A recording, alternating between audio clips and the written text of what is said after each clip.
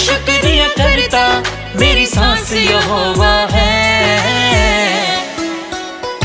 विश्वास के साथ जो आप कर्म करते हैं वो धरती पर हमें छोड़कर जाना पड़ता है, हमें उस सब का हिसाब देना पड़ता है। इसलिए परमेश्वर का आत्मा कह रहा है कि इंसान जानता है हम गलतियों के पुतले।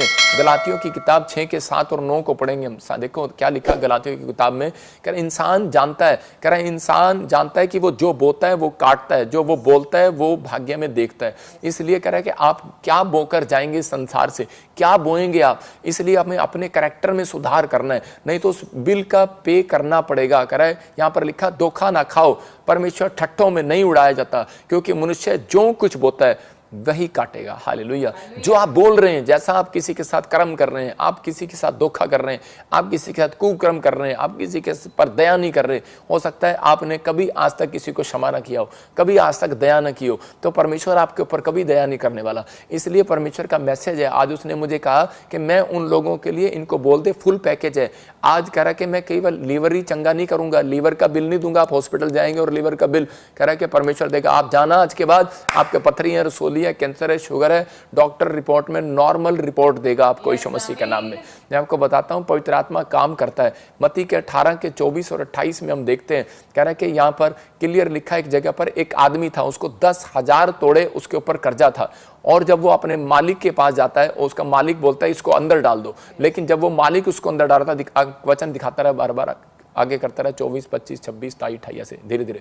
तो इसी समय के यहाँ पर लिखा, जबकि चुकाने के पास उसके पास कुछ नहीं था, और लेकिन जब उसके स्वामी ने उसको कहा इसको जेल में डाल दो, तो वो उसी समय रोने लगा और गिड़गिड़ाने लगा, प्रार्थना करने लगा। तो उसी समय परमेश्वर ने क्या किया, और उसी समय के खड़ा हो गया मेरे पास, और उसी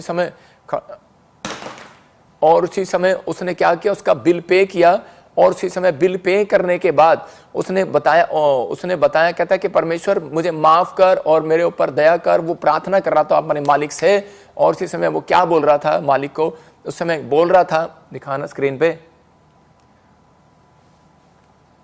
स्क्रीन बंद क्यों कर रहा है, और कहा छोड़ उसको, स्क्रीन चला गया, मैं सब कुछ भर दूंगा। हाँ तब स्वामी ने तरस खाकर उसे छोड़ दिया, उसका कर्ज भी क्षमा कर दिया। हाँ, अभी देख सकते हैं आपके यहाँ पर क्या हुआ कि मत्ती 18 के 24 में यहाँ पर के लिए लिखा कि इस आदमी के ऊपर 10,000 रुपए का कर्जा था, 10,000 तोड़े का कर्जा था। और जब इसने अपने मालिक से विनती किया तो उसने उसको माफ कर दिया। उसने कहा ठीक है, कोई बात नहीं, मैं तेरे ऊपर दया करता हूं, जा मैं तेरा सारा कर्जा माफ करता हूं।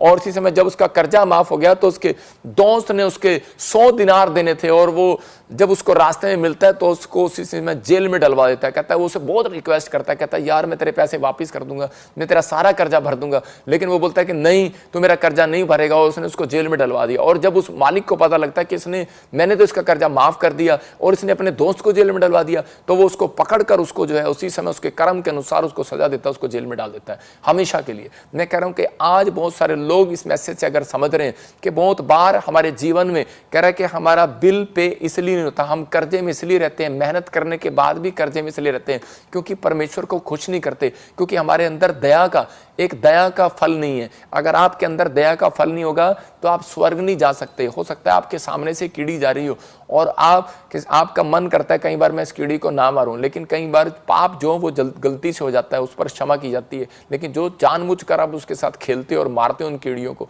तो कह रहा है कि वो क्षमा नहीं किए जाते वो पाप। मेरे कहने का मतलब कि आपको इन चीज़ों को समझना है। कह रहे कि अगर आप दया करते हैं तो परमेश्वर भी आपके ऊपर दया करेगा, अगर आप क्षमा करते हैं तो वो भी आपके ऊपर क्षमा करेगा। इसलिए कह रहा है जैसा बोओगे वैसा काटोगे। अगर आज सास बहू के साथ कर रही है तो बहू सास के साथ कर रही है तो यहीं पर भुगतना पड़ेगा। मैं कह रहा हूं कि अगर आप किसी के साथ कर रहे हैं, पति पत्नी के साथ, बच्चों के साथ, परिवार के साथ, बाहर के साथ, जो आप करैक्टर बो रहे हैं, कह रहे हैं कि वो यहीं पर बोकर जाना पड़ेगा।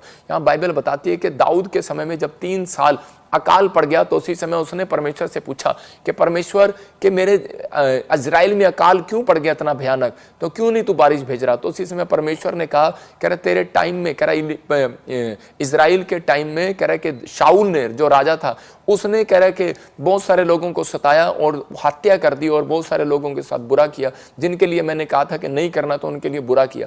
तो उसी समय जो उसने कर्म किया तो अब उसके लोग उसको भुगतेंगे। तो आज ऐसा ही होता है कि बहुत सारे लोग जो हैं कि तड़पते हैं, उनके दादे परदादे गलतियां करते हैं और बहुत सारे लोग जो हैं आज भी तड़प रहे हैं। उनका बिल पे करने वाला कोई नहीं है, उनका कर्जा उतारने वाला कोई नहीं है, उनको किराए के मकान में आज भी वो अपने मकान में नहीं जा पा रहे, वो हीलिंग नहीं देख पा रहे, उनके जीवन में कोई आश्चर्य कर्म नहीं हो रहा, उनके जीवन में आज भी कोई ना कोई प्रॉब्लम खड़ी है। लेकिन कारण क्या है? क्योंकि वो परमेश्वर से नहीं पूछ रहे कि ये कारण क्या है। लेकिन अगर आज आपने कोई गलती नहीं की लेकिन आपके पुरखों ने गलती की तो उसकी सजा आगे पोतों नाती पोतों तक भुगतनी पड़ेगी, क्योंकि निर्गमन की पुस्तक में लिखा है।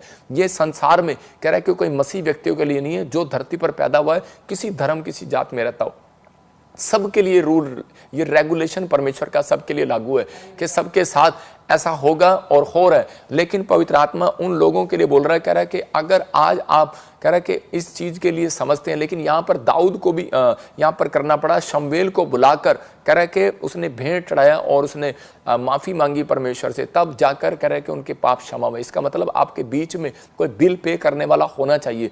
यीशु मसीह मेरे और आपके बीच में एक बिल पे करने वाला आया। आपके पुरखों ने, आपके दादों ने, परदादों ने जो भी कोई पाप किया हो, मैं कह रहा हूं कि वो नहीं आएगा आपके ऊपर से, वो सब कुछ खत्म हो जाएगा अगर आज आप विश्वास करते हैं। क्योंकि रूप देखकर नहीं, विश्वास से चलना, क्योंकि यीशु मसीह यहाँ पर मेरे रूप से नहीं बैठा, वो विश्वास से बैठा यहाँ पर, और आपको आज चमत्कार दिखाने वाला यीशु मसीह का नाम में। मैं आपको खुद बता रहा हूँ कि मैं जब डॉक्टर बहुत साल पहले जब बीमार हो गया तो उसी समय मैं प्रभु में आया, तो डॉक्टर ने कहा कि आपकी फैमिली में टीवी थी किसी को, तो शायद आपको भी टीवी होगी।